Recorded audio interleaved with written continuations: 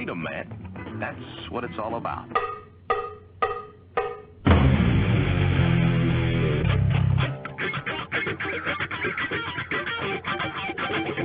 You've got to groove on freedom, like the good book says.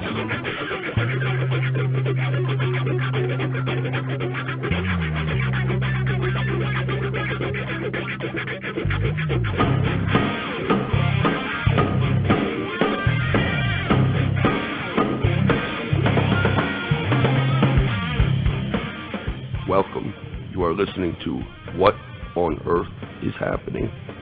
This show will discuss the topics of human consciousness, mind control, natural law, the occult, and all issues that affect the freedom of the people of Earth.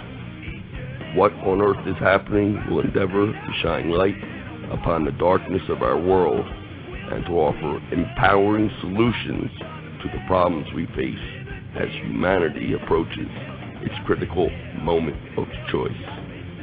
And now, here is your host, Mark Passio.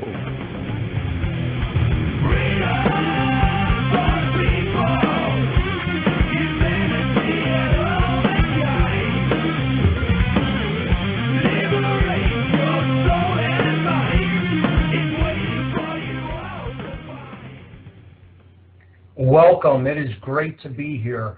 You're listening to What on Earth is Happening, a new radio show on Revolution Broadcasting.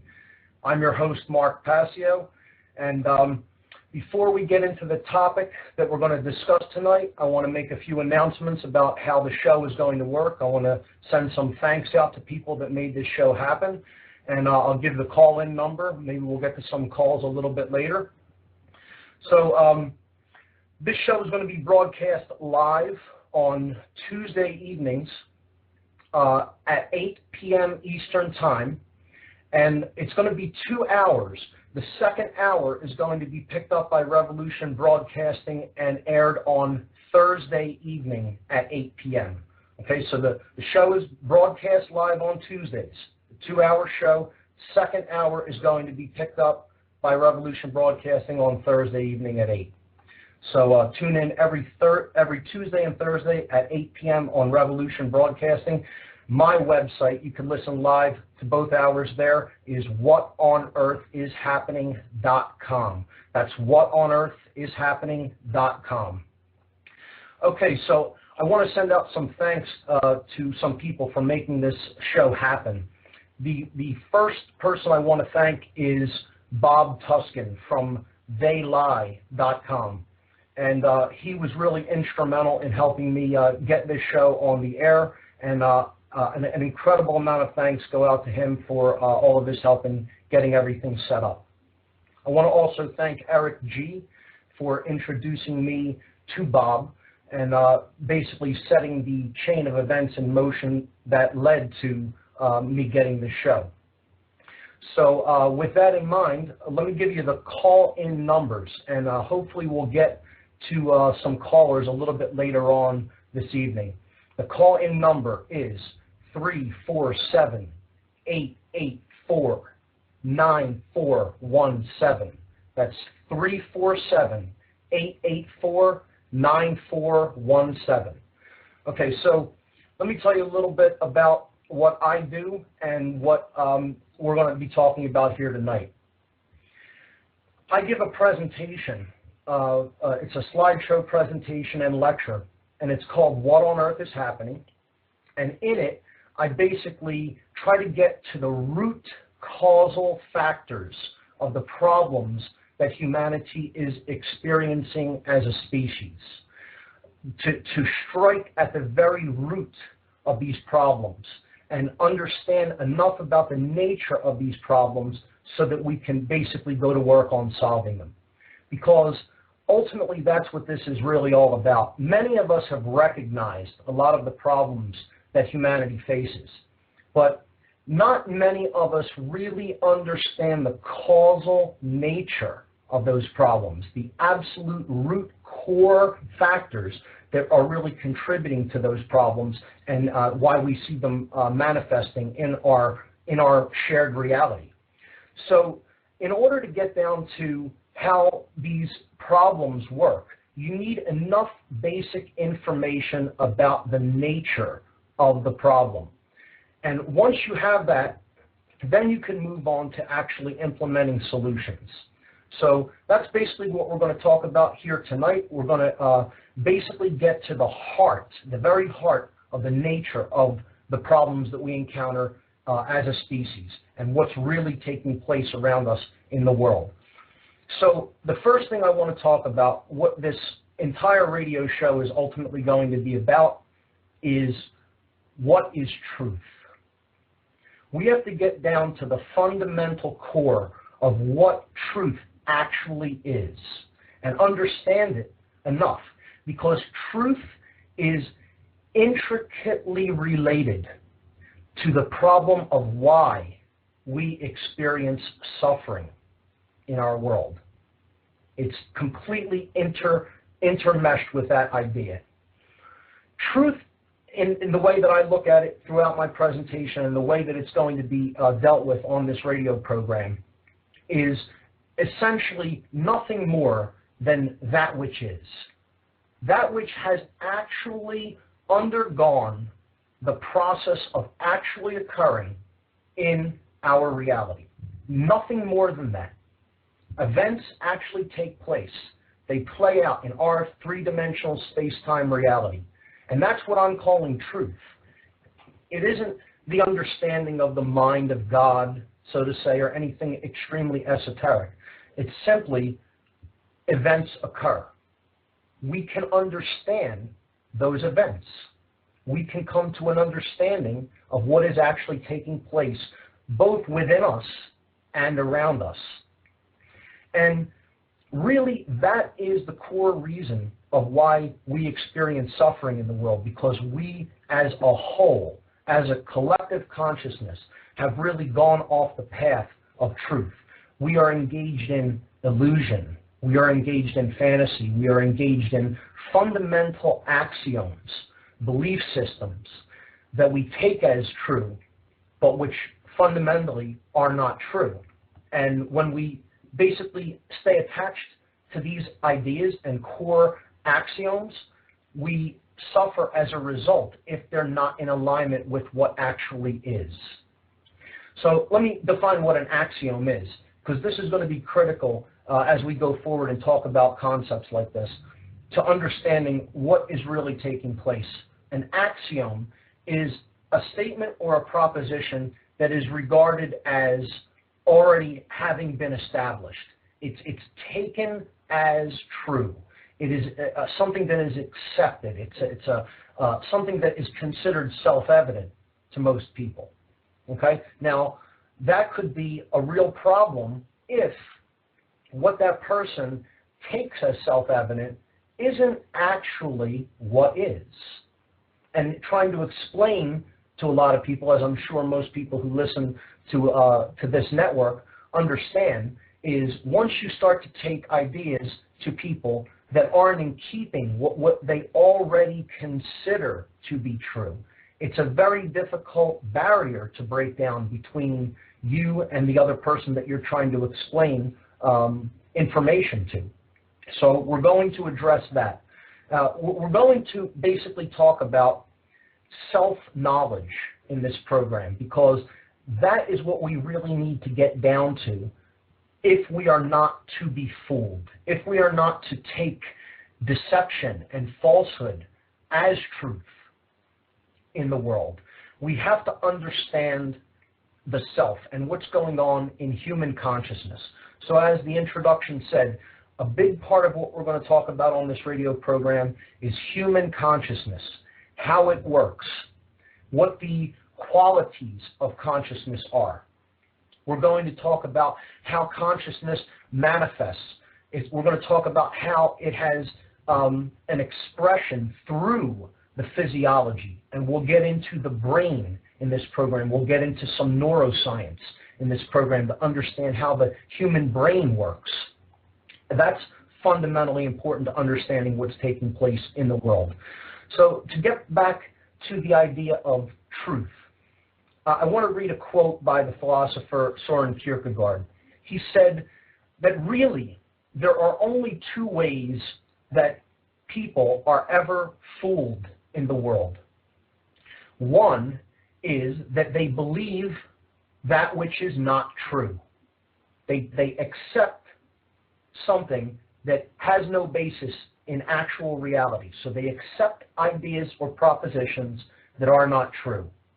The second way that people are fooled is that they refuse to accept that which is true and is actually taking place around them. And Kierkegaard basically said these are the only ways that people are really ever fooled in the world, that they experience manipulation. And I would take this statement even a step further, and I would say that these are really the only two reasons that humanity ever really experiences suffering. Those are the two reasons that humanity experiences suffering. They believe that which is not true, and they refuse to accept that which is true. So that could be another topic of discussion, and we could get a dialogue going about this a little bit later. Now, the next thing I want to talk about is manipulation and deception. Okay, these go to work on us on a daily basis, as many of us know, to basically pull us away from the truth and to get us to not see the truth, get us to not see what is right there in front of our eyes, in plain sight, so to speak. Adolf Hitler, the Supreme Chancellor during the Third Reich in Nazi Germany, he made a statement, and he said, "Make the lie big. Make it simple. Keep saying it, and eventually the people will believe it." Make the lie big, make it simple, keep saying it, and eventually you'll get people to accept it. Now think about that. You have to make the lie big. It has to be about something that everyone thinks about, that everyone values in life. It has to be about general concepts that people accept, that people take into themselves, and then base their life upon. Hitler's minister of propaganda during the Third Reich was Paul Joseph Goebbels, and he made a statement that is actually even more sinister than Hitler's. He said, "The bigger the lie, the more it will be believed. The bigger deceivers make the lie, the more people are likely to accept it into their fundamental makeup." Imagine that. And this is true. And we're going to talk about some of these big lies as we move forward on this radio program. And another thing that we're basically going to do is we really want to understand, again, self-knowledge. That's going to be the way out of the mess that we're in. Once we recognize the problems, the solution really lies in understanding who we really are. Who we really are. And the only way you can do that is if you have enough knowledge of yourself, how your own consciousness works, and how to bring that consciousness to a place of balance. So I want to read another quote by, this is an inscription that is written on the Oracle of Delphi in Greece from the Greek mystery traditions, schools of consciousness, and people who deeply studied and reflected upon the nature of consciousness and self. Here's the quote. "Heed these words, you who wish to probe the depths of nature. If you do not find within yourself that which you seek, neither will you find it outside of yourself. If you ignore the wonders of your own house, how do you expect to find other wonders? In you is hidden the treasure of treasures. Know thyself, and you will know the universe and the gods." Know thyself, and you will know the universe and the gods. Now this statement reflects a fundamental core truth about the nature of reality that we are embedded in. It says, if you know the self, you will know the universe. So moving from the very small to the very large, and knowledge about one reflects knowledge about the other. This says something about the nature of our reality. It says that our reality is self-similar across scales. It is fractal in nature, okay? It is holographic in nature. Hologram is an image that you can keep breaking apart down into smaller and smaller elements.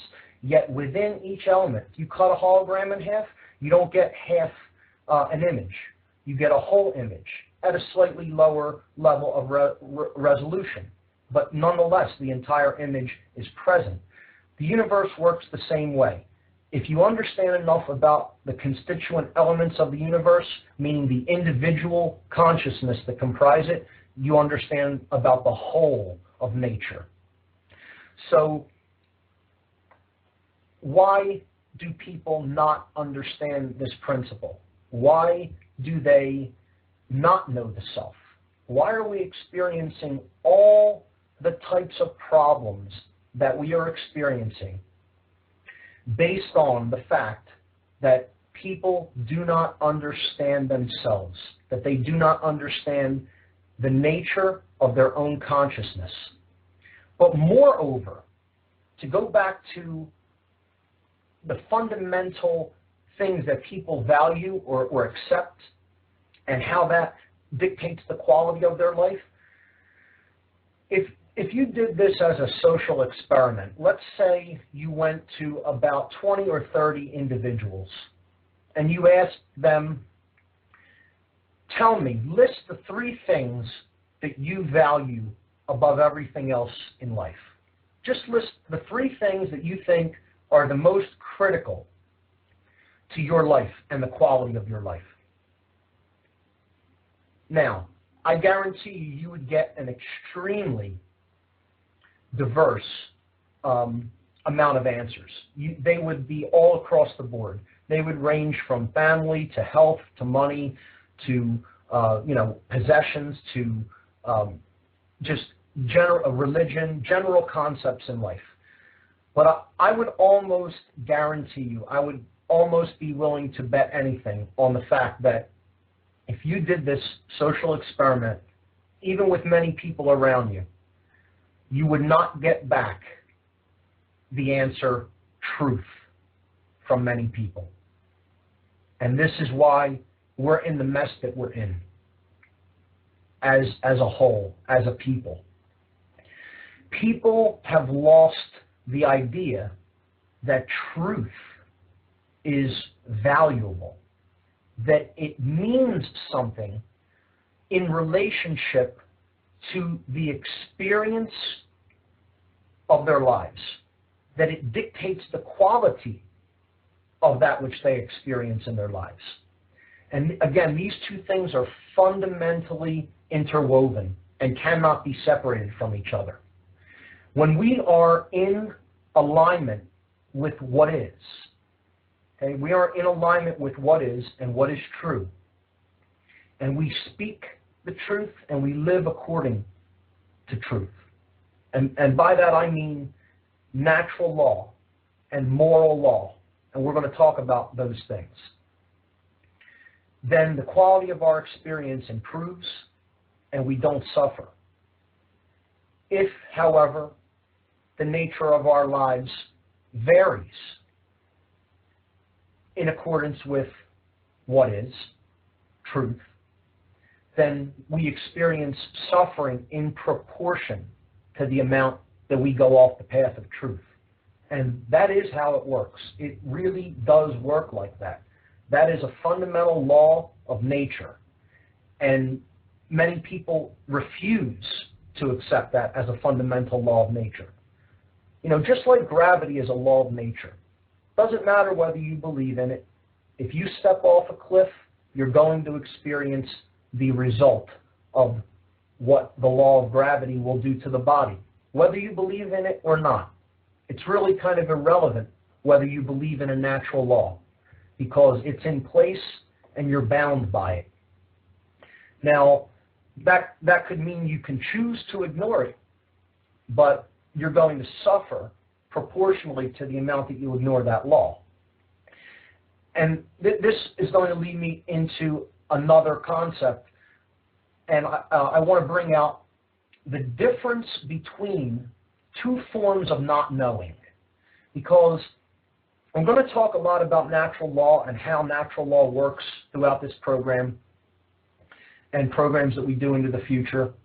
We're going to delve into the nature of the problems deeply, and we're going to look into the darkness. Certainly, we're not going to ignore anything that other people consider negative. We will be talking about the core nature of the problem. But I want to address why people largely don't understand this, primarily. What is the difference between nescience and ignorance? Is there a difference between nescience and ignorance? Nescience is kind of like a formal term for ignorance or general not knowing. It means not knowing. Now, there is a difference between nescience and ignorance. Nescience is not knowing or not understanding something that you wouldn't really be reasonably expected to know or understand. Ignorance is deliberately turning aside from something that you can be reasonably expected to know or understand. Hence the word ignorance. Ignore. You are deliberately choosing not to look at that which is right in front of you, or which is easily able to be understood and taken in by you with a minimal amount of effort. And I would argue that humanity in today's world does not exist in a state of nescience, because there is a profound amount of knowledge in the world. There is an unbelievable amount of information out there on every topic imaginable. Bookstores are full. There are thousands, if not hundreds of thousands of documentaries available out there. People are lecturing constantly in all cities, at all times and places. There's so much, it's almost overkill, the amount of information that is out there. And yet you still have people that just don't want to know.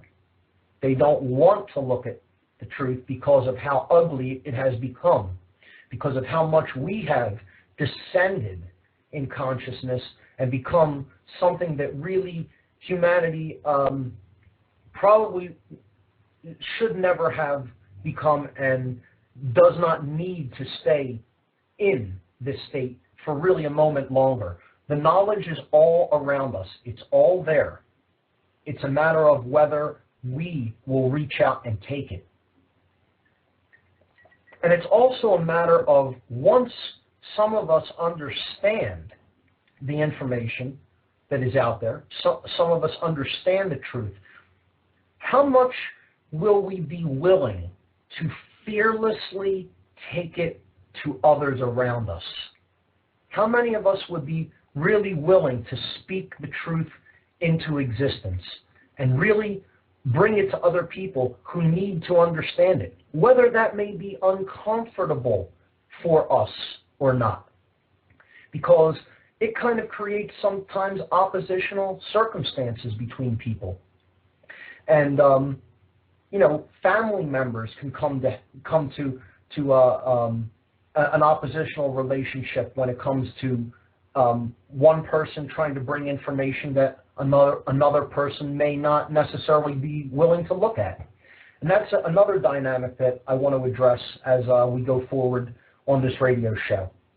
So The next thing I really want to do is, and for probably a good amount of the remainder of this first hour of the show, I want to bring up the concept that in my presentation and on this show, I'm going to be referring to as the biggest lie.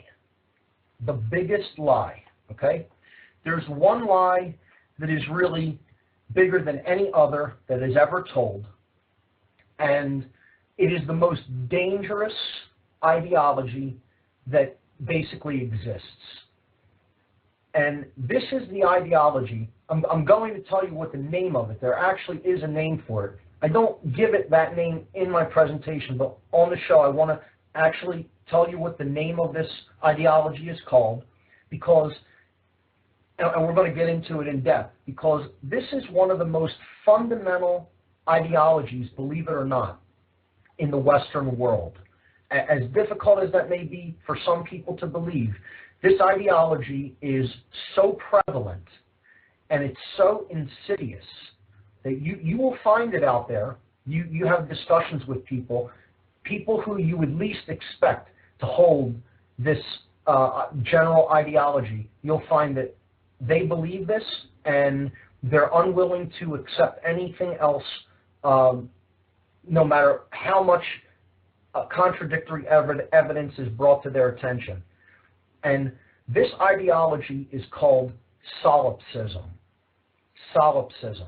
Now, many will be hearing this word for the first time because it's not generally talked about as a philosophy or an ideology. So a lot of people don't know what it is. Okay? So I'm going to read a basic definition of what solipsism is and then get into this, because this is the biggest lie, and this is the main deception that manipulators really use. And they want people to unknowingly and unwittingly accept the philosophy of solipsism, even if it's in the back of their minds. And many people are solipsists and don't even really know it. They don't even really understand that that's the ideology that they subscribe to. And I'll give an anecdote after I get into it a little bit about some solipsists that I have met in my travels and in dealing with some people even in the truth and freedom movements. So what solipsism is it's the philosophical notion that one's own mind is really all that exists and that one's perceptions are equated to reality and truth, okay? So your perceptions are all that there is. The contents of your mind, your perceptions, that's all that exists. And if you believe that, you might as well turn this show off right now, because there's nothing that I or anyone else can really say that could dissuade you from your course. However, this is the biggest lie. There is no more dangerous ideology than the notion that there is no such thing as truth. This is the ideology that is placed out there to dissuade people from ever really going on the journey, from ever really stepping onto the spiritual path in life and the path toward truth.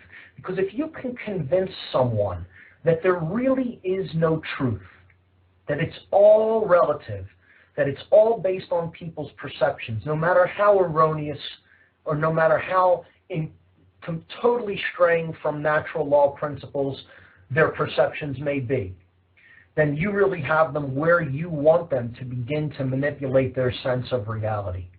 That's the biggest lie.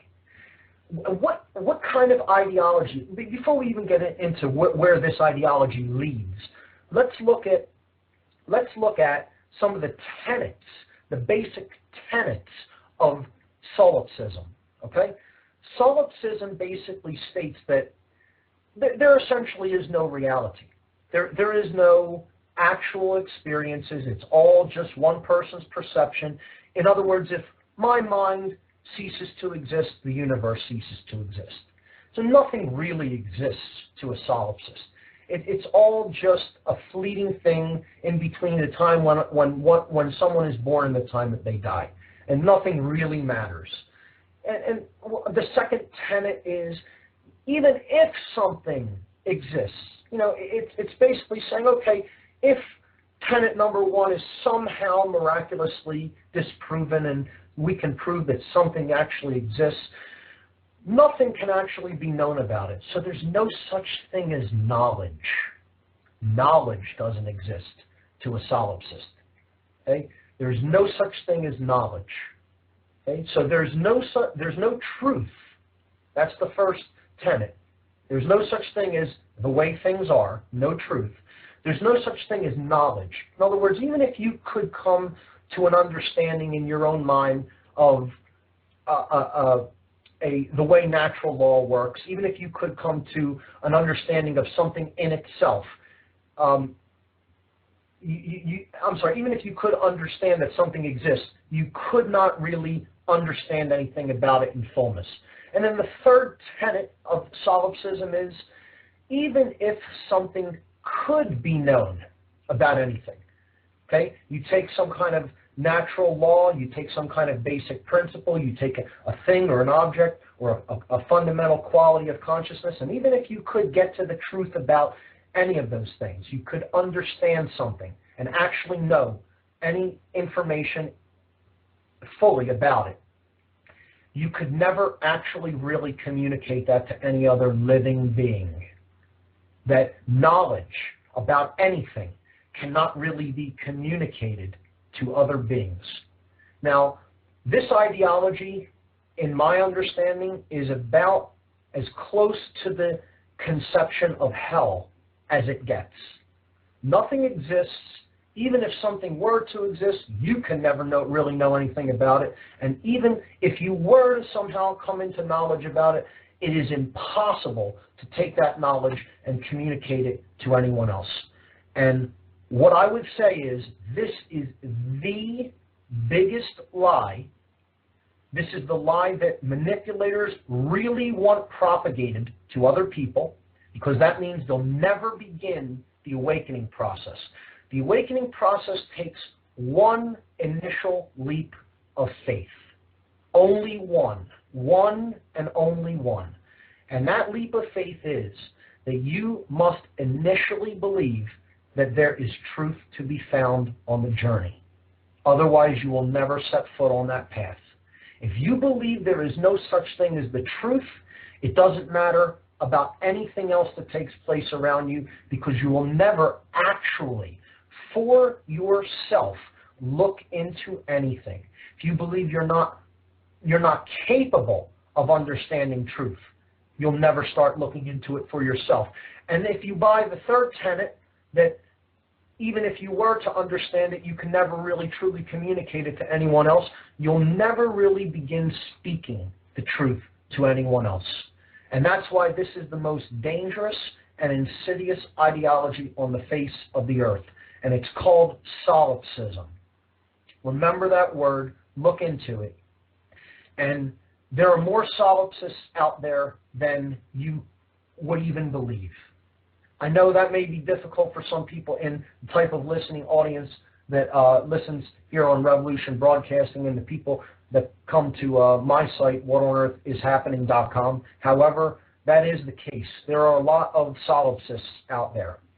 And I work with a group in the Philadelphia area called Truth, Freedom, Prosperity. I attend a lot of their meetings. They're activists, and they're people who actively are truth seekers, and people who are really trying to turn the tide in the dynamic that we're experiencing right now. And even I go out to some of their meetings, and even some people that come out to hear ideas that are expressed in a group like this, I've heard the notion that there is really no such thing as truth, even in groups like that, which is a disheartening thing to hear in the truth and freedom movements. You would think, why would anybody be out at a group called Truth, Freedom, Prosperity if they believed there was no such thing as truth and it was all about individual perceptions? See, the idea that perception is reality is something that many people really want to propagate and embed in the consciousness of people. But perception is not reality. The quality of our experience is dictated by how closely aligned our perceptions come with truth. And our goal in life needs to be to bring our perceptions into harmony with truth, with that which is. Okay, so we're not constantly engaged in fantasy, so that we're not constantly ignoring that which is going on around us. And more importantly, we're not ignoring that which is going on within us, because that's really where this is all being driven from. And you're not going to hear me too much talk about the highest level of the control element that's going on. You're not going to hear me get into hatred toward those people who are really up at the highest level of the conspiratorial pyramid, because I don't hold a lot of bitterness or anger toward those people. In a lot of ways, they are united with themselves, at least. In a very sick, twisted, and dark way, they're united with themselves. See, they're beings that as they think, so they feel, and so they act. As twisted as their actions may be, they're still in unity, at least, with themselves. And that's why they're successful at what they do. That's why they have, and have had up to this point, a largely easy time at manipulating the rest of us. Because most of us cannot make that same claim. We can't make that same claim, sadly, that as we think, so we feel, and so we act in unison. And there is no contradiction between those three modalities of our consciousness in our lives. Many of us cannot really make that statement. We take actions that we know in the knowledge that we carry and in our emotions, how we feel about it. We know and understand that essentially those actions are not what we should be doing. Yet for whatever reasons or justifications, we take those actions anyway. And that's how we get off the path of truth, and that, again, is why we suffer. And we really can't bring those three aspects of ourself, our thoughts, our emotions, and our actions, into alignment unless we understand enough about ourselves and how we work. And that's why the manipulators of this world are really so successful. They understand how consciousness works. They understand how natural law works. They understand how the principles of truth work. They've decided to take that knowledge and use it as a weapon against other people that they wish to control and put under their thumb. Because if you can take so much knowledge out of general circulation and you can hide it, you can occult that knowledge. And that's all the word occult means. And we'll be talking about a lot about the occult. We'll be talking about different occult systems, different occult ideologies and beliefs, different occult groups as this show progresses over the weeks. All the word occult means is hidden. It comes from the Latin. Again, another thing I'm going to be doing a lot on this show is we'll be free-forming ideas, we'll be throwing different concepts out there, but one thing I really am going to be doing a lot is getting into the meaning of words and getting into how words control people. We are controlled through words more than any other methodology. Believe it or not, that's true. The word occult is derived from Latin, and do this as an experiment. Just play a general word association game with people. Say occult, and then tell the person, tell me the first word that comes to your mind when I say that word. And I guarantee you, you can do this 100 times, I guarantee you at least 90% of the time, the first word that is going to come back in a word association game with other people, if you say the word occult, you will get back the word evil. Almost guaranteed. Try it. This is what manipulators want you to think of as the occult. Okay? All it is knowledge that has been hidden. It comes from the Latin verb occultare. Occultare means to hide or to conceal. That's it. So the word occult is derived from Latin, and all it means is that which is hidden from sight. Nothing more, nothing less. There is no connotation on whether it is for good purposes or for evil purposes. And that's another distinction that we're going to make in this radio program. What is the difference between understanding and wisdom? What is the difference between knowledge and properly applied knowledge? See, to know something, and many people that are listening to this show and many people throughout the world have a lot of knowledge. They know a lot about what is going on. However, that's only the first step. Having knowledge can be helpful, and having knowledge can be useless. Knowledge is simply information, okay?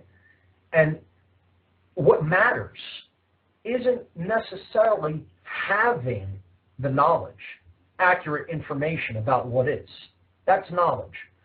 However, what really makes knowledge important, knowledge in itself isn't power.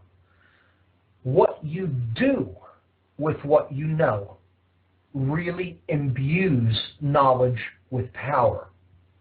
That's when it becomes actively applied knowledge. And that is done through our actions. Once you know, what are you going to do with what you know? And hopefully this program will be an inspiration for some people to really begin using the most powerful device, the most powerful agency, the most powerful force in the known universe. And that is the power of the human voice. That is the most powerful force in the universe. The voice is the greatest gift that we have ever been given, and it can serve a dual purpose. Because the manipulators of this world, they're using their voice 24/7, and they're using it for deception and manipulation and the propagation of lies, and in particular the biggest lie, that there's no truth, don't even bother going after it. After all, you can't know it. You don't have the ability to really know and understand what is going on and what is taking place around you. And more importantly, they want you to identify with the fact that you can't really know what's going on inside of yourself, in your own consciousness. So knowledge properly applied in the world, that is what wisdom is. And that's what makes knowledge good or bad. Used for good, to elevate human consciousness, or used for evil purposes, to spread deception and to keep people ignorant and to keep people under control. So no topics are going to be considered taboo on this show. There is no such thing as negative information. This is where I come to a great divergence with some New Age schools of thought. I'm not a New Age subscriber in this regard, okay? There is no such thing as negative information. As a matter of fact, one of the worst things that I think that we can do is refuse to engage the truth, no matter how ugly it is, if we refuse to look at our own shadow, at the darkness that dwells in our own individual consciousnesses and in our own hearts, then we're really not going to get very far on the journey that we're on, and we're not really going to get to the heart of the matter. We have to be willing to look into that heart of darkness and confront it, because there's really no escape from the situation. Hate to break the news to most people, but there's no escape from the situation that we've worked ourselves into as a species. There really is no escaping it. The way out of this uncomfortable situation is to go through it. Not around it, not under it, not over it, not turning your back and walking in the other direction. It doesn't work like that. The way out is to go through the problems that we've created by confronting them.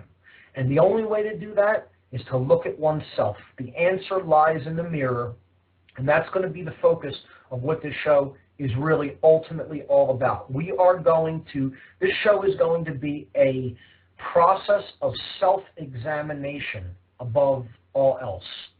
Self-examination. The more self-knowledge we have about how we work and why we fundamentally believe the things that we do and why we fundamentally behave in the ways that we do. Until we have enough information about that, you really aren't in a position to start affecting things for the better and moving it toward the solution. There does have to come knowledge first. Otherwise, we'd be running around like chickens with our heads cut off, not really knowing what's going on, not really knowing what's going on within us, most importantly. So let's further break some of these ideas down and let's get into what human consciousness really is ultimately about. We have a threefold nature to our consciousness. Maybe it would help first, let's talk about what consciousness is. Consciousness is really the solution to the problems that we face. It's the solution for not being deceived anymore. It's the solution for not being able to be externally controlled by other people anymore. Consciousness is the solution to ultimately all the problems that we face as a species. Because if we don't have consciousness, we're wandering in the dark. We are wandering in base levels of awareness. You never really know the difference between truth and falsehood if you're at a low vibrational consciousness. You know, somebody can come along with any lie or any made-up notion, and they could hold it out there as bait, and you'd be willing to bite it and buy it. You know, again, it has been said, are we really being sold the lies that we're living according to? Were we really sold them? Or did we buy them willingly? That's a question we all really need to ask ourselves. Were we so hungry for someone to take responsibility for us, for someone to think for us, for someone to solve problems for us, that we were willing to lay aside our personal responsibility and most of all our responsibility to understanding the truth? Were we willing to lay that aside and just say, okay, I'll take your solution. All you have to do is put it out there and I accept, I'll buy it. I think the latter is certainly the case, that we really weren't sold the mess that we're in. We bought it hook, line, and sinker. And the only way to really get out of that modality of being in the world is to raise consciousness. That's what the solution ultimately is. Every problem contains in itself the seed of its own solution. And that seed is human consciousness. Now, consciousness, how I'm going to use it, and again, not just tonight, but throughout the entire show, the definition that I'm going to use for consciousness, when I say consciousness, what I'm talking about is it's our ability to recognize patterns that are going on with respect to the events that are taking place around us. And not just around us, but also inside of us. You know, the internal patterns that take place within the body, within the mind, within our feelings. That's what consciousness is about, being able to recognize patterns and meaning. What do those patterns mean? Not just that they are there, but then why are they there? The question why has to be addressed all the time. That's what consciousness really is. It's looking at something and it's asking the question why. Why is it like this? Why is this the fundamental nature of this thing or this problem or this event? So consciousness is our ability to recognize patterns and meaning with respect to the events that are taking place both within us and around us. That's all I'm really referring to when I refer to human consciousness. And consciousness can either be raised through knowledge or it can be manipulated through knowledge. And that is what we're going to really get into when we start getting into occult methodologies for controlling consciousness. And that's, by any name that you give it, that is mind control. And that's going to be one of the central focuses of this show as we move forward. I'm going to talk about mind control and its methodologies. Because if someone doesn't understand the methodologies of mind control, they don't really have the tools to understand the ways that they may be actively being manipulated by other people who do not have their best intentions at heart. So we have to know the methodologies of mind control. And mind control works on multiple fronts. There's so many different methodologies of it. There are, and I'm largely talking about mass mind control. There's something called trauma-based mind control, which we're probably going to do a full show on. However, what I'm largely talking about is mass mind control. Mind control that goes to work on large populations of people based on programming into them the fundamental axioms or core belief systems that people fundamentally take as true and then act upon as if they are true. That's what mind control is. And we have to be aware of how it works. And again, it's a multifaceted set of techniques. That's what mind control is. It works through very, very powerfully through words. So understanding the words that we speak, understanding language is a huge part of mind control. I don't know whether anyone is familiar with something called neuro-linguistic programming, which is about word choice and speech patterns related to embedding ideas in people's consciousness so that they act in certain ways. We'll talk about that. We'll talk about the use of symbolism for mind control. Symbolism is an archetypal language. It is a language that if we don't understand the building blocks of and the syntax of, then we are completely vulnerable to its manipulation at a subconscious level. So we'll be getting into symbolism a lot on this program. We'll be talking about frequency, the use of colors, and we'll be getting into the use of shapes and forms and how all of these come together in a cohesive way and are used to influence the thoughts and ultimately be used as a mechanism to subvert consciousness and control it. It really is, it's more than mind control. It's consciousness control is what the human species is basically under.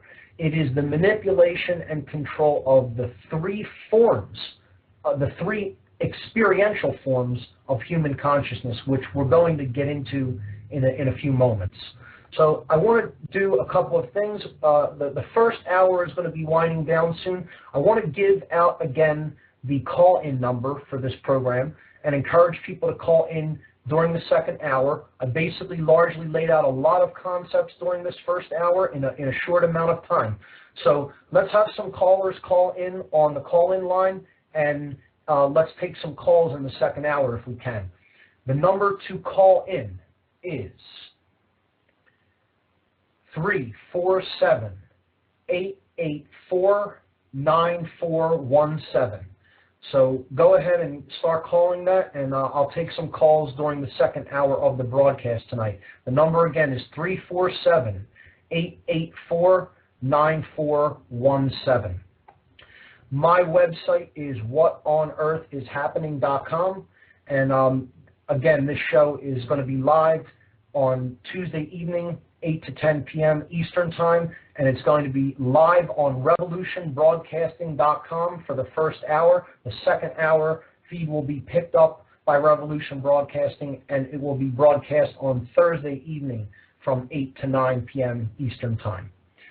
So let's wrap up the show with the first hour of the show with an explanation of the two basic ways that consciousness breaks down and manifests.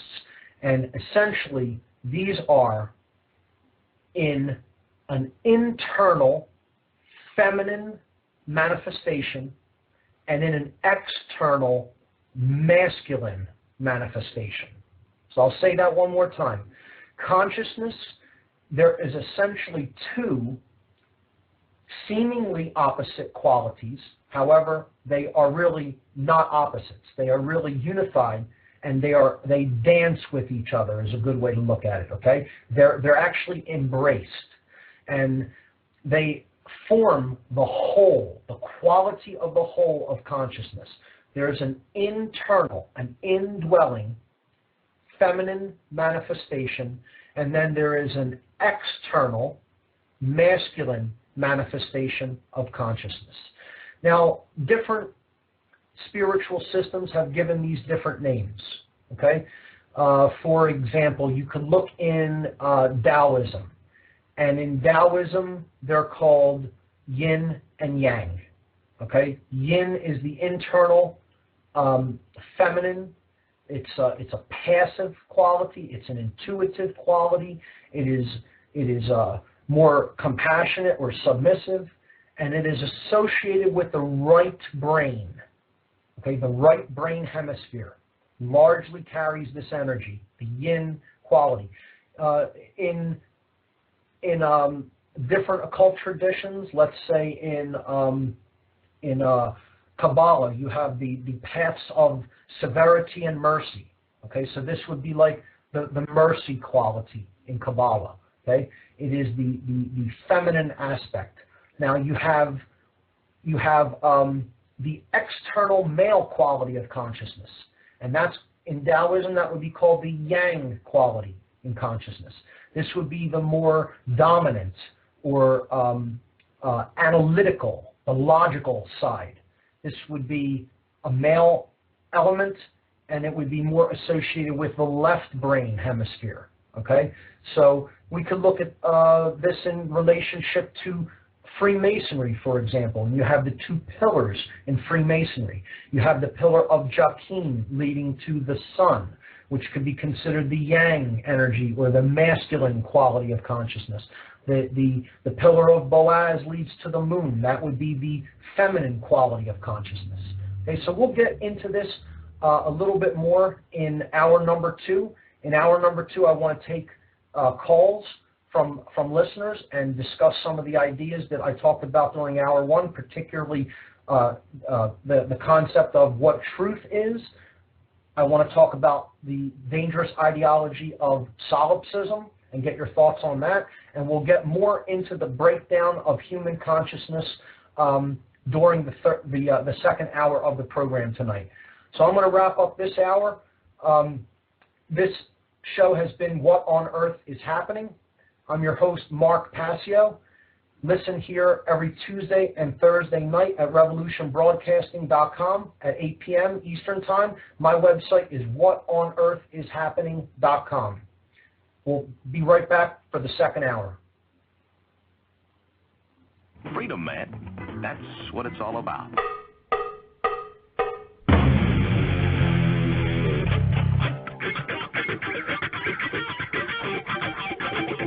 You've got to groove on freedom, like the good book says.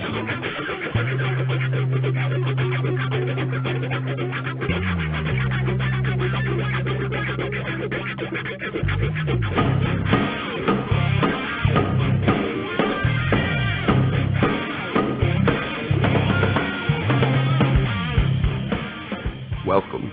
You are listening to What on Earth is Happening.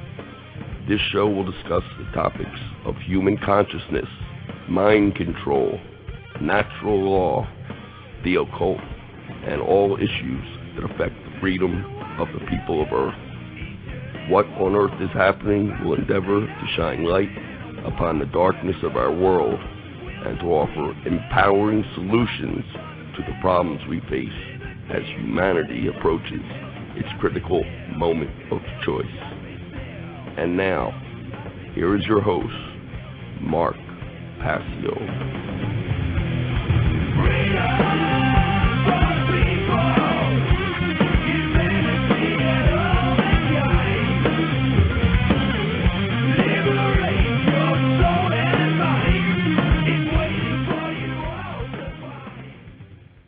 Okay, welcome. This is What on Earth is Happening, and I'm your host, Mark Passio. Where we left off the last show, we were talking about human consciousness, and we were talking about the ways that consciousness manifests. We were discussing the internal feminine quality of human consciousness and how that compares and contrasts with the external manifestation, the masculine manifestation of human consciousness.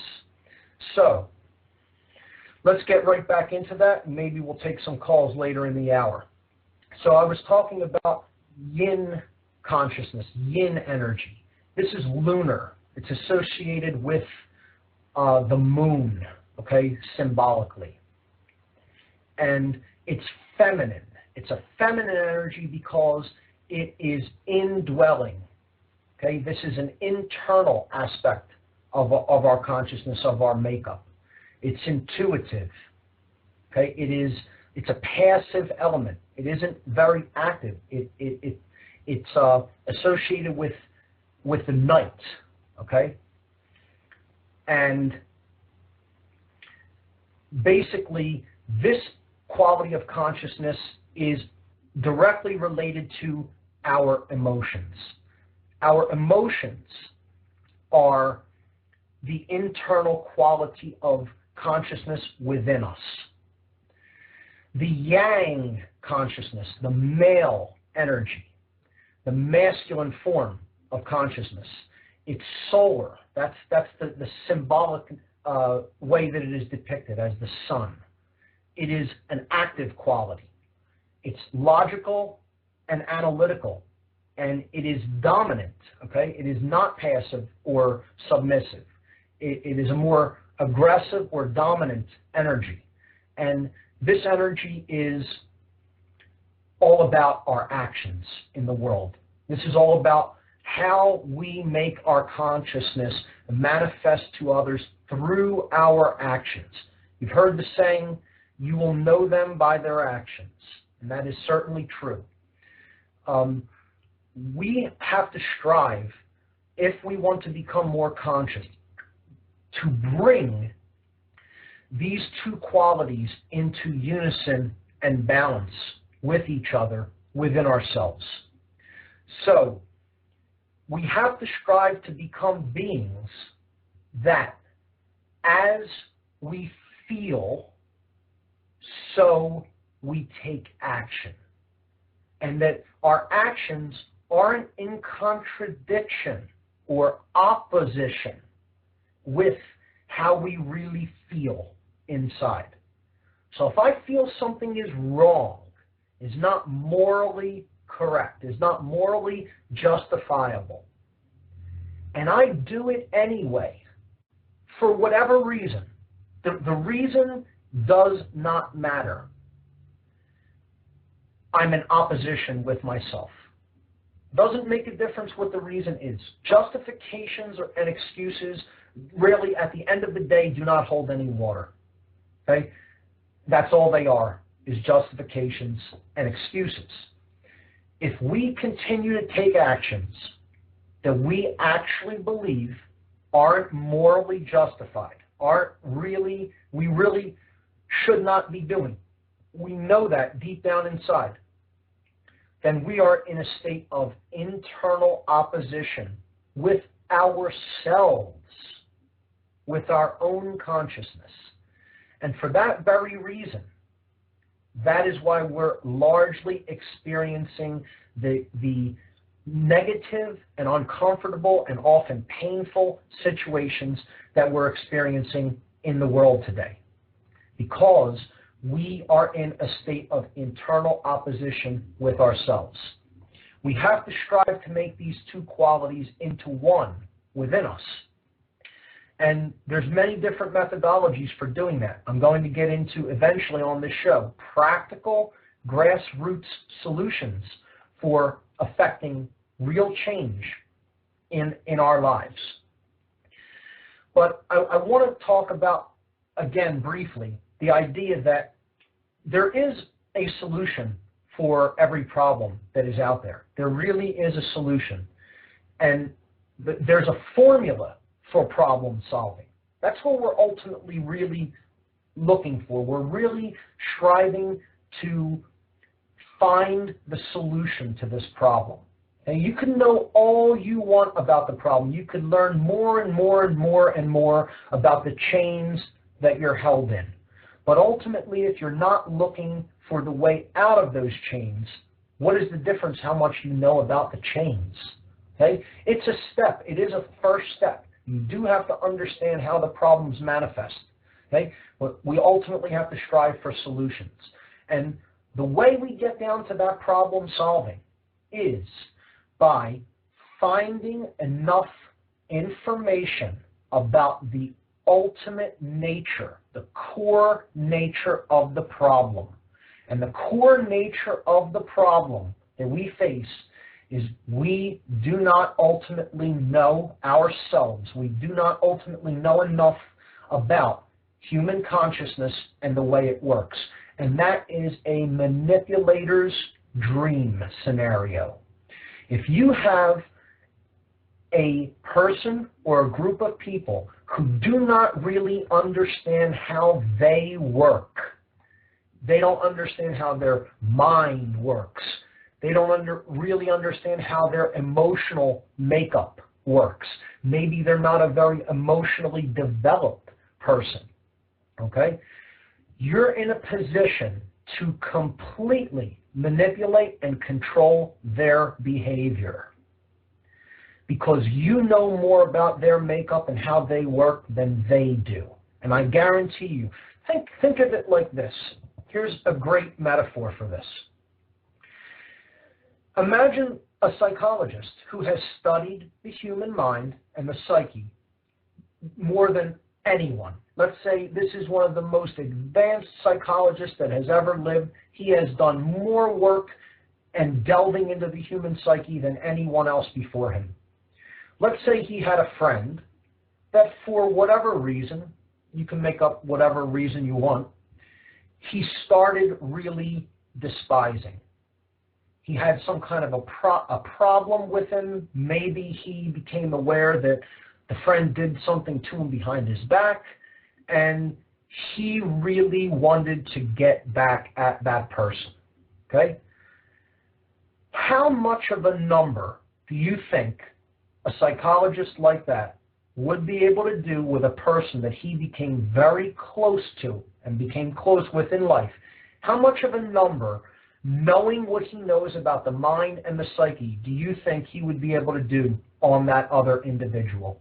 I guarantee you he could practically make life a living hell for him. And that's ultimately what the nature of the problem that we're faced with in the world today is really all about. You could look at the manipulators of this world. You could look at the occultists, the dark occultists of this world who use their knowledge of how the natural law systems of consciousness work in this world. They use them as weapons against people who do not possess that knowledge. And that places them in a position of higher ground in warfare. And you know what happens when someone gets the higher ground. You know, you can look at it like a chess game. Chess requires a lot of different elements, you know, coming together for someone to really be an excellent chess player. You have to really know the game. You have to know how the laws of the game work, right? You can't just make moves wherever you want. You have to know, what, you know, how the pieces move on the chessboard. This could be called natural law. Natural law is simply how the system that we're in does work. Whether we believe it, accept it, or not, there are laws that bind this place, that we are inextricably bound to and by. And if we break them, we suffer, and if we come into harmony with them, if we harmonize with them, then we don't suffer.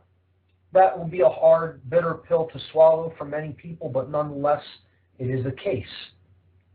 Now, a good chess player understands that. You know, he understands how the pieces move and the moves that they're capable of making. But he has other qualities in his arsenal. He has a knowledge of the opponent. Knowledge of the opponent. A good chess player has to know who he's sitting down and playing against. He has to know whether they know as much about the game as he does. He has to know what their strategy is. More importantly, he has to know what their motivations are. He has to know what really drives them. What are they thinking? Do I understand what they're really wanting to do? Because if I do, then I could stay several steps ahead of them. He has to have a sense of timing, to know when to make certain moves. Okay? And he definitely has to be able to put out whatever is necessary to get the job done. So he has to have a sense of duty, if you like, or a call to sacrifice. You might need to sacrifice certain pieces to put yourself in a position where you want to be. And I think we'll talk about different events throughout history as human sacrifices. We'll get into 9/11 as a human sacrifice event to advance an agenda forward in this game that's being played. And we'll get into that in weeks ahead. So these are the qualities that go into playing a good game of chess. That's the necessary formula. And I would suggest that the manipulators of the world have all of these qualities, and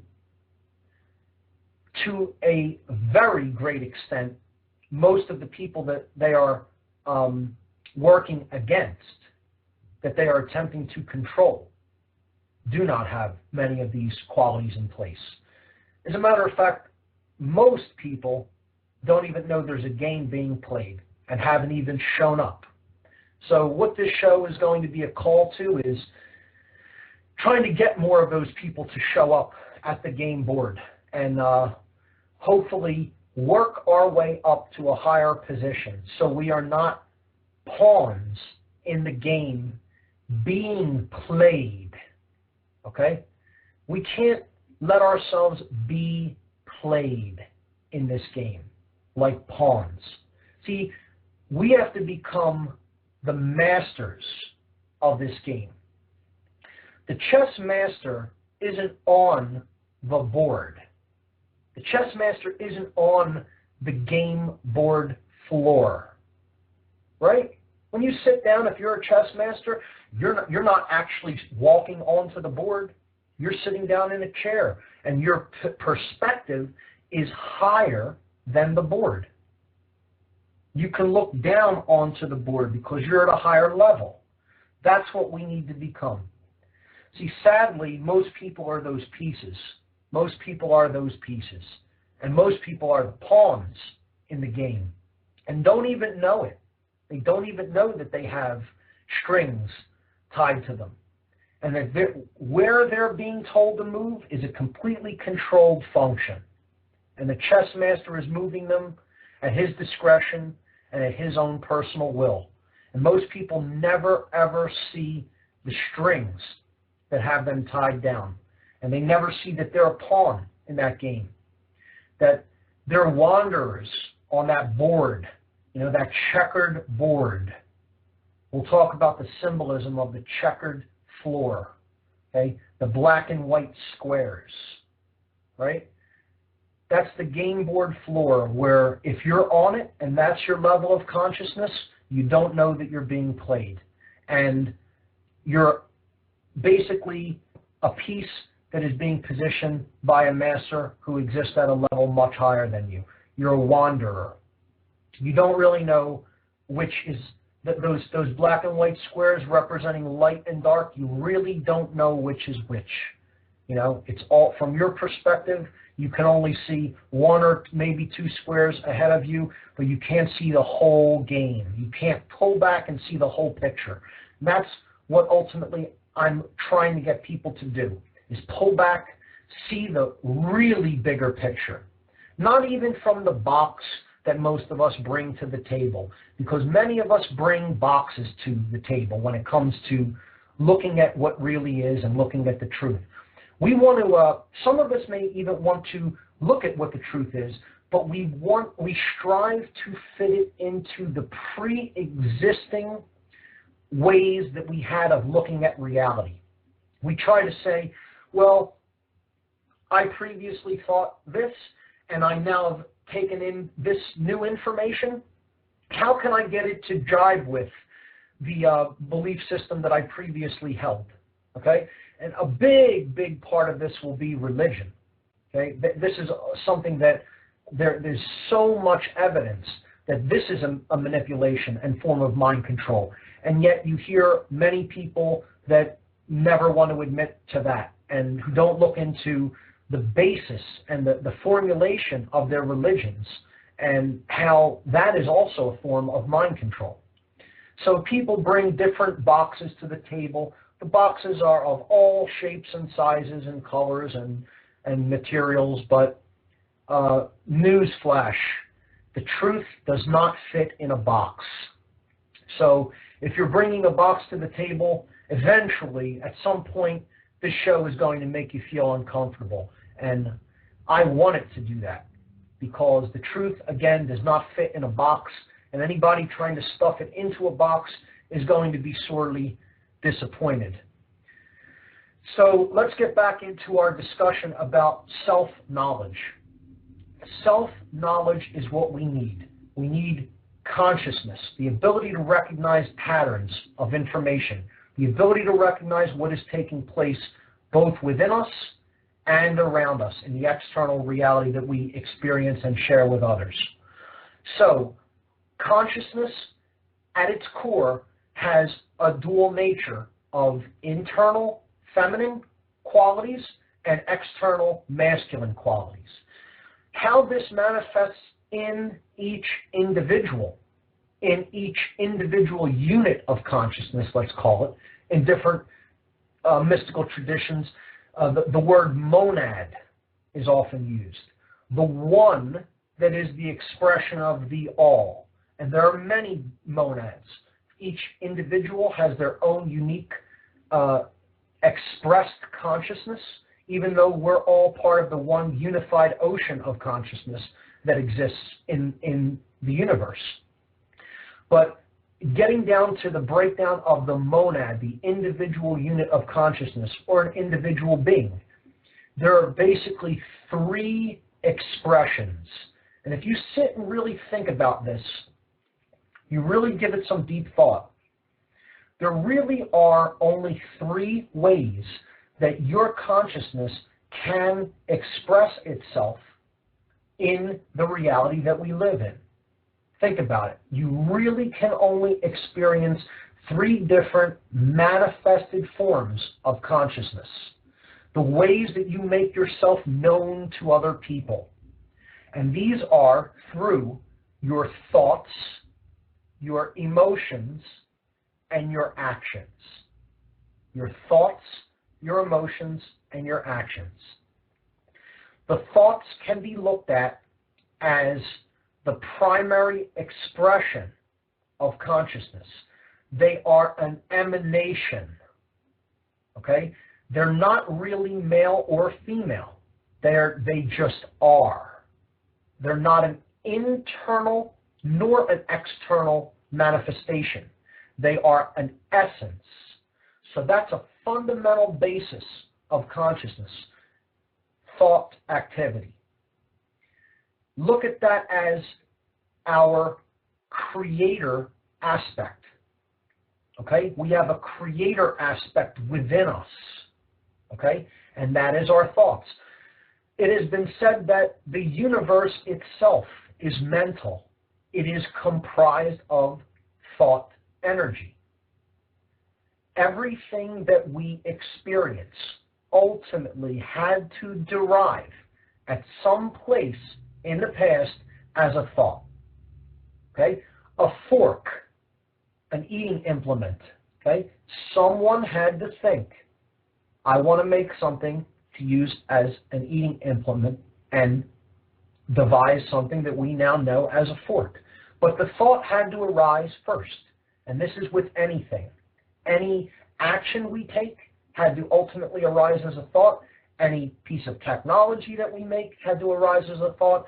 Any series of events that we experience had to exist first in the thoughts of the people that made that event occur. The second aspect of consciousness, as it manifests in our reality, is our emotions. Our emotions are the internal aspect of our consciousness. These are the ways that we basically express ourselves within the body, within our own bodies, within our own physical makeup. We express ourselves inside of us through how we feel. Okay? This is basically the thoughts coming into the body and then carrying an energy that is then expressed through the physiology, and we feel it in the physiology. And that's called our emotions. So that's the sacred feminine quality of our consciousness. You could look at it as the divine mother in this consciousness trinity. You have the creator aspect, and then you have the internal feminine motherly aspect. You know, our emotions are the spirit in which we do things, right? They're the spirit in which we do things.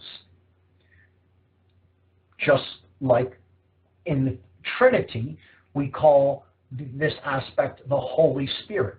Okay, so the thoughts, that's the root, the essence, the primary essence of consciousness, and that is the creator aspect. The emotions, the internal feminine aspect of consciousness, that's the spirit aspect. Okay, so we have the mind, and now we have the spirit. And then the third quality of consciousness, the third aspect, is our actions. What we actually do with what we know in our mind, the thought aspect, and what we carry within us in our emotional makeup, our spirit. Both of these two things then create a synthesis called our behavior, the actions that we take in the world in relation to others. And this is the child of our thoughts and our emotions. So if we look at the thoughts as a creator aspect of our consciousness that basically expresses the mind, we look at the emotions as the sacred feminine quality of our consciousness that expresses the spirit.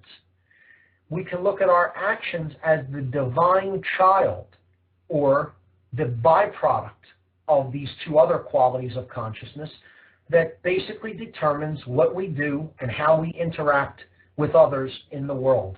And this is the divine child. And the actions are, again, it's the yang quality of consciousness, which is a masculine energy. So we could look at this as a divine male child. Hopefully some people will see where I'm going with this analogy and breakdown. This is the Trinity. This is the Creator. This is the Divine Mother and the Divine Child. Okay, and the Divine Mother could also be considered the Spirit, the Holy Spirit. So this also gives us the mind, body, and spirit connection. Because again, our thoughts are how our mind manifests, the actions are what we do with our body, and the emotions are our internal quality and our internal makeup, the sacred feminine quality, which is our spirit, the spirit in which we do things. This concept that I have just described in different mystical traditions has been called the law of three, or the triune aspect of human consciousness. Triune means three in one. Three in one. And of course, you can see the analogy to different mystical traditions and different religious notions of a trinity in many different cultures. So, the next thing that I want to talk about here tonight is how these three qualities express inside the human physiology. And this is critical toward understanding how people are manipulated.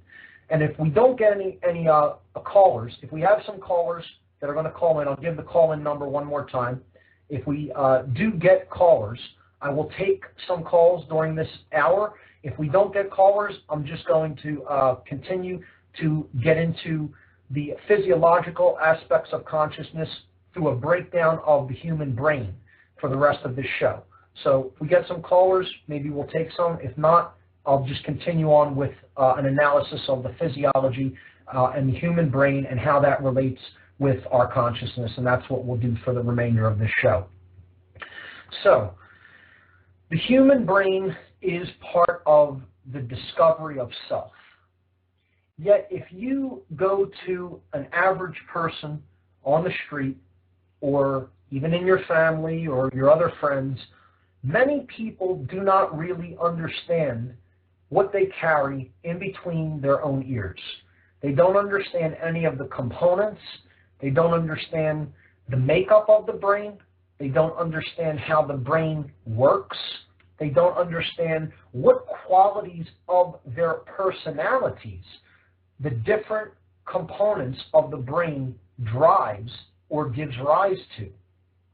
And this is extremely and exceedingly sad, because if somebody doesn't understand how the most sacred gift that they have ever really been given, I would say, aside from free will, but let's put it this way, this is how your free will manifests itself. If you don't have a brain, you're really not going to be able to manifest much free will. So I think the greatest gift that we're ever really given in the universe is our free will. And I think to understand the human brain is to really understand ourselves and how we are a gifted species by even possessing a brain of the order and magnitude that we do have. So that's why I think it's critical for our understanding of what's going on in the world, to understand what is going on in our own brain. And the first way we need to do that is by basically understanding basic structures within the brain. I'm not going to get super technical, and I'm not going to go into any kind of high-level neuroscience. All I want to do is basically break down some of the structures in the brain and get people to understand how these structures are directly connected and tied with fundamental human motivations. Okay? So, the oldest part of the human brain and the simplest structures of the human brain are in the lowest parts of the brain. The actual height-wise, the lowest part.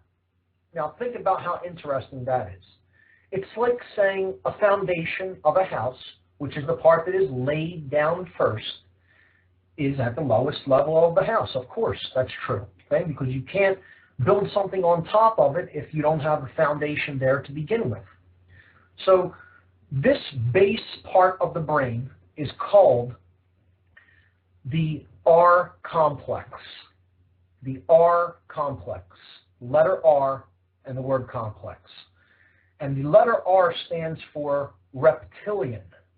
The reptilian complex. Otherwise, more simply called the reptile brain. So right there, I'll bet you most people were unaware you, inside of you, have a reptile brain. You do. This part of the brain is the controller of physical activity. Motor skills are controlled by the R complex of the brain. The R complex is basically two components. It's the brain stem, which connects to the spinal column, and behind that, near the back of the head, there is a region called the cerebellum. These two components of the brain govern motor skills. They govern motor skills. Without this part of the brain, you would not be able to move. You would not be able to move your arms and legs. You would not be able to walk. You would not be able to talk. You would not be able to basically do anything that involves moving any of the muscles of your body. So it's a critically important part of the brain. You need this part of the brain to do anything in the world, basically. However, it governs some basic primitive behaviors that we all experience and display at one point or another in our lives. This part of the brain governs the fight or flight mechanisms of the consciousness. See, when we were a less evolved being, we engaged predators that we had to make a decision about. Did we have enough ability to stand and fight them, given the situation or the tools or weapons that we had? Or would we have to flee from them in order to survive? Because this part of the brain, the R complex, is all about survival. It's all about what we need to do to survive. It governs eating, okay, sleeping, anything that we need to do to survive in the physical world that we live in. And the fight or flight response is about what we do when our survival is threatened. What happens during this state of mind, this fight or flight response, is the heart begins to pump blood very quickly, and it's pumping it away from two areas of the body and toward two other areas of the body. Okay? So when we go into fight or flight response, which is otherwise called stress, this is commonly referred to in the modern world as stress. Okay? When we go into this modality of consciousness, the R complex of the brain sends instructions to the human heart, and it says, pump blood faster. Pump it away from the torso and the head. Now think about that. Blood begins to pump vigorously away from the torso and the head. So in the torso is all of our vital organs. In the head is the brain. Okay? So richly oxygenated blood is not being sent during times of stress, otherwise called fight or flight response.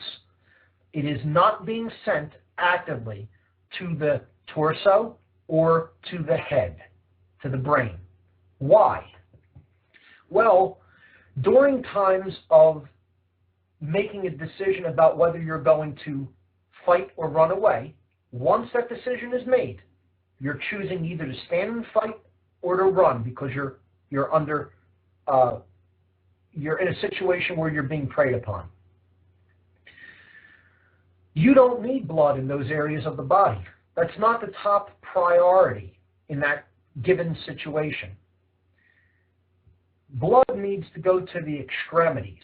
You're not going to sit and do any conceptual thinking if you're under attack by, let's say, a mountain lion. You're not going to think about deep conceptual ideas or philosophical ideas. You're also not going to do much digestion in that state or any other functions that the internal organs go to work on to process food and other nutrients in the body. That's not a priority either at that time. What is a priority? What is a priority in a state of consciousness like that is you need to either have a lot of energy in your arms because you're going to need to be using them to fight off your attacker. So your arms muscles have to get all of that richly oxygenated blood so that it can become hard and that they can have energy to be wielded as weapons in the battle that you're about to be in. Conversely, if you made the decision to run away, lots of richly oxygenated blood needs to drive the muscles of your legs so that you can flee the situation as fast as possible in order to survive. Think about that in strategic survival terms. It makes so much sense. It makes so much sense once we understand that that's the mechanism that is really going on in our bodies and that the brain is driving that. Okay? You don't need the blood in the head or torso during a moment of attack. You need it in the extremities so you can either fight or run away. Now, that makes sense in a situation where you're fighting an attacker or a mountain lion. However, in the modern world, where do we see this happening most frequently? We're not really in many situations where we actually physically need to make a decision to fight somebody or to flee. Okay? In certain instances, yes, that is the case. But in general, where this mechanism of the brain is activating and going to work most frequently is when we are engaged in stressful activities. And we're almost always engaged in stressful activities, particularly in Western cultural life. So, unfortunately, this places us at an even greater disadvantage. This is actually an advantageous survival adaptation technique in the brain, which has become a detriment in modern society, because what we're doing with this function is we're essentially staying in through most of the days, most of the hours of the days that we live. We are staying in this construct of consciousness. We're living in the reptile brain most of the time. Most people are living in the reptile brain most of the time because it's one thing to the next, a hectic, busy lifestyle, a job, dealing with children, dealing with physical tasks and activities, traffic, other people during the day that we don't want to deal with and interact with. It's a constant struggle and a constant engaging in the reptile brain. And this is what we call stress. Now, in a context where there is no ability to either fight or run away, and therefore use it and then go back to normal brain function, we're essentially being trapped in that reptile brain throughout most of our lives as a culture. And this does very harmful things to the other structures of the brain, which I'm going to get into in the last 15 or 20 minutes of the show today. So the mammal brain is the next part of the brain I'm going to talk about. So we have a reptile brain, and it's the base brain, and it governs survival and fight or flight response. Okay? The mammal brain, also called the limbic system, governs our emotional makeup. It governs the chemical interactions through which we experience our emotions. Okay, the limbic brain governs the chemical interactions through which we experience what we call our emotions. Again, the sacred feminine, internally felt quality of consciousness. Okay? So our emotional makeup is largely directed through, it's not derived by, it doesn't come into being because of the limbic brain or the mammal brain, but that's how the emotions basically get to a place where they can affect the physiology. They act through the mammal brain or the limbic brain. And this is the sacred feminine part of the brain. This is called the midbrain. In some occult traditions, they call it the middle chamber. The middle chamber, some people will recognize that concept. So without this part of the brain, we could feel no emotions. Think of it in relation to a reptile who doesn't have a mammal brain, a mammalian brain. They only have a reptilian brain. They are a creature of instinct. Again, survival. Cold-bloodedness is a feature of a reptile. They don't really experience emotions the way mammals experience emotions. Just consider a crocodile in relationship to a dog or a chimpanzee. A dog and a chimpanzee really experience emotional states that are quite different than a crocodile. Crocodile is largely a creature of instinct. But you can see a chimpanzee become sad or a dog become sad, and many other emotional states. Now, that's what we share in common. We share these two brains in common with different species in the animal kingdom, with reptiles and with mammals. There's a part of the brain that really makes us unique and actually in a higher level of organization and consciousness, and that is the human brain. And this is what most people think of when they think of the brain. They think of the gray matter part of the brain. And this is basically called the telencephalon. The gray matter section of the brain is called the telencephalon. The part of the brain where most of the neural activity takes place for human thought is in the outer portion, the outer layer of the telencephalon. And this is called the human neocortex. The neocortex. This part of the brain governs all higher order thinking of an individual.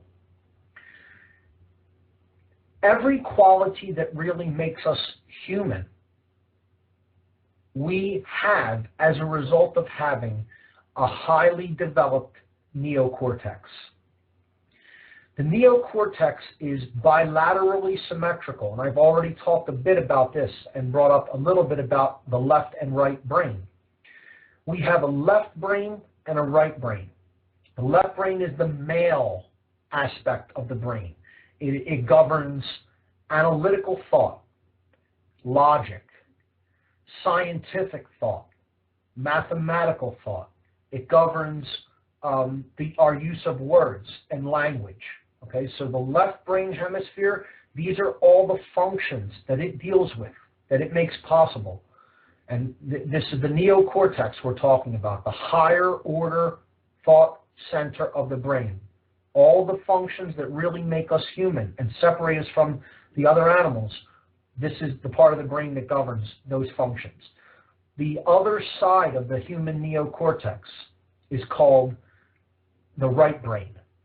This is the yin energy, the feminine qualities of the human makeup can be found by looking into the functions of the right brain. The right brain governs intuition, simple knowing, without really understanding how one knows, the gut feeling, an intuitive quality. It governs creativity. So the way we express our thoughts and emotions through art, through music, through all other forms of creative expression, creative writing and dance and things like that. We're really engaging the right brain when we engage in creative ideas and creative activities. And then holistic thought, the idea that we are essentially one, that there is relationship between us and others, and that we're not separate. This idea largely derives out of the right brain functions. And this is why we say when we talk about the right brain, we're in our right mind or we're not in our right mind. We don't have a connection to this part of the brain. We're not really in our right mind, so to speak. It's not just a play on words. It actually has a basis in the fundamental physiology of the human brain.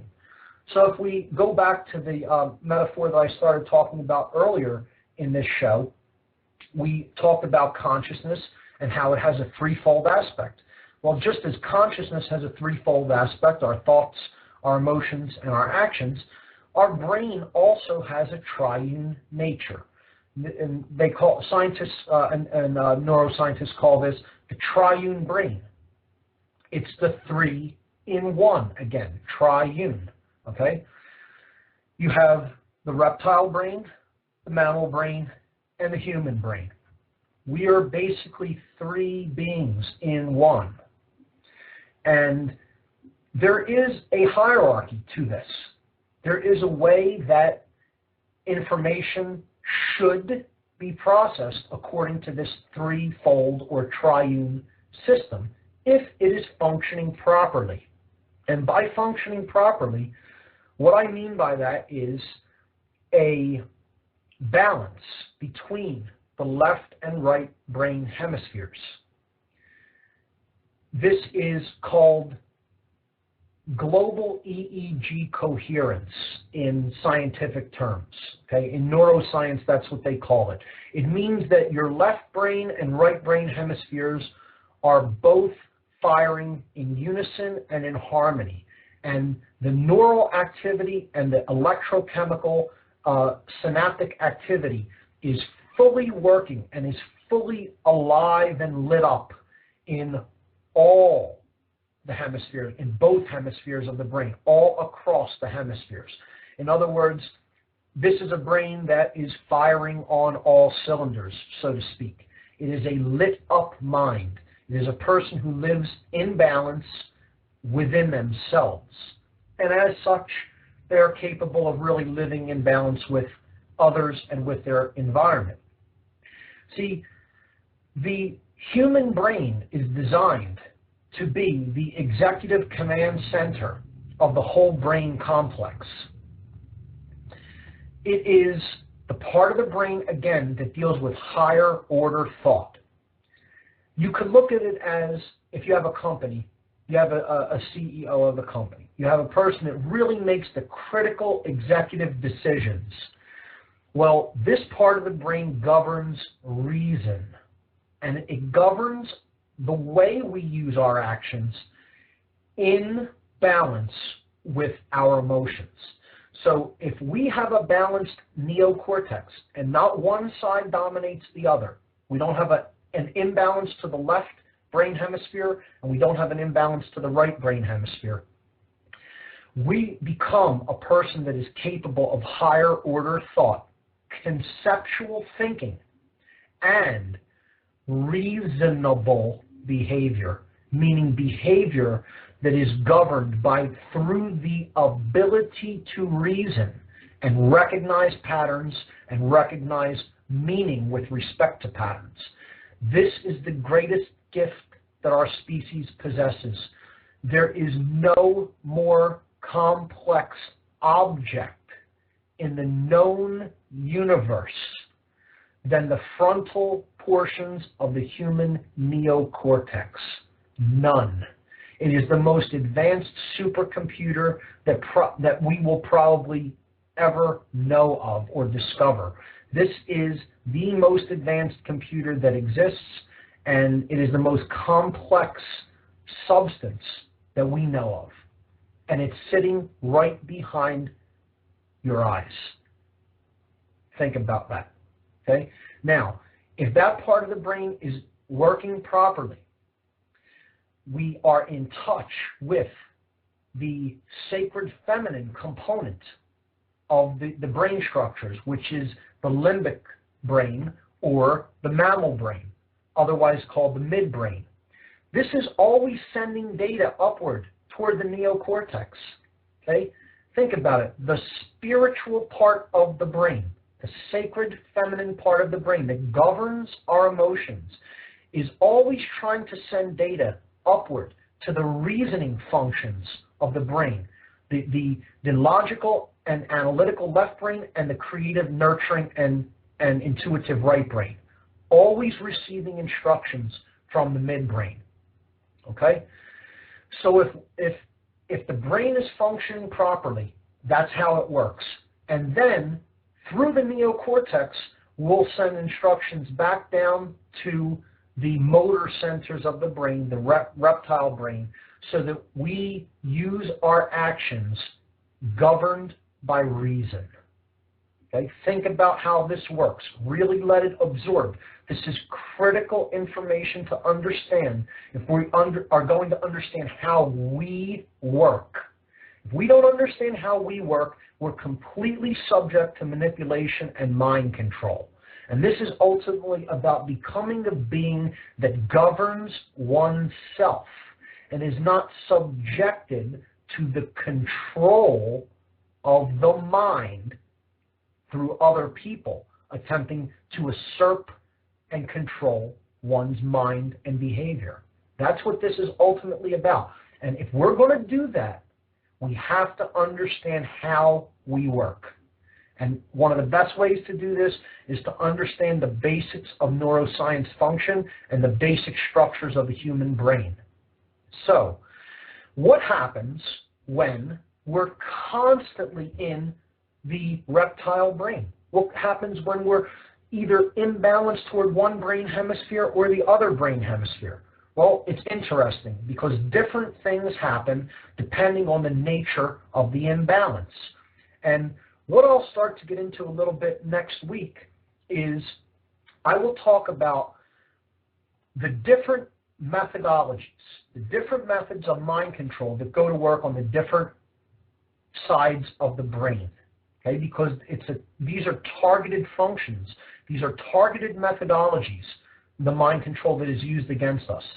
And there's two big ones in particular, which I'll get into, and I will explain how one of them goes to work on the left brain, one of them goes to work on the right brain.